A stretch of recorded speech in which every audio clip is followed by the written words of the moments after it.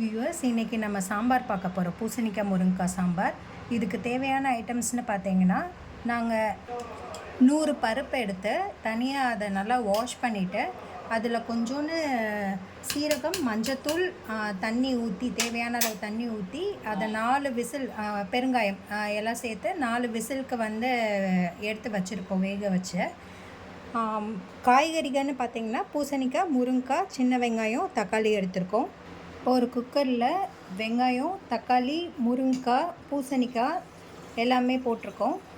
இதோட தேவையான அளவு கல் உப்பு போட்டுக்கிறோம்.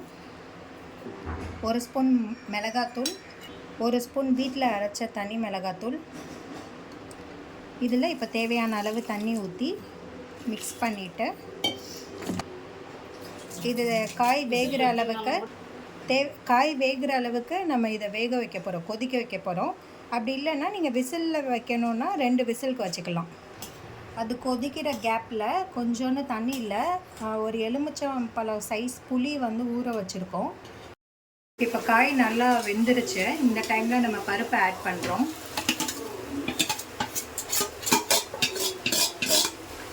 இது நல்லா மிக்ஸ் பண்ணிக்கலாம்.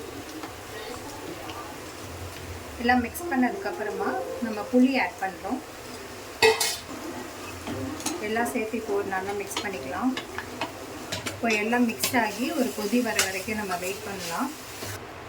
சாம்பார் ஃபைனல் ஸ்டேஜுக்கு வந்திருக்கு. இந்த ஸ்டேஜில் நம்ம கொஞ்சம் கொத்தமல்லி ஆட் பண்ணிக்கிறோம். இப்போ நம்ம சாம்பாருக்கு தாளிக்க போகிறோம். இதுக்கு தேவையான அளவு ஒரு கடாயில் எண்ணெய் ஊற்றிக்கோங்க.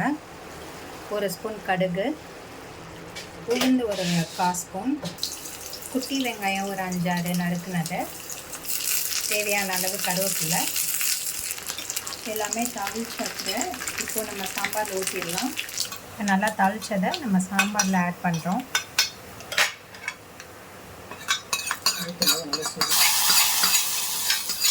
ஆயில் நல்லா ஹீட்டாக இருக்கிறதுனால நமக்கு அந்த ஆயில் வெடிக்கிற சவுண்டும் சேர்ந்து கேட்குது. இப்போ நல்லா மிக்ஸ் பண்ணிட்டோம்னா சாம்பார் ரெடி.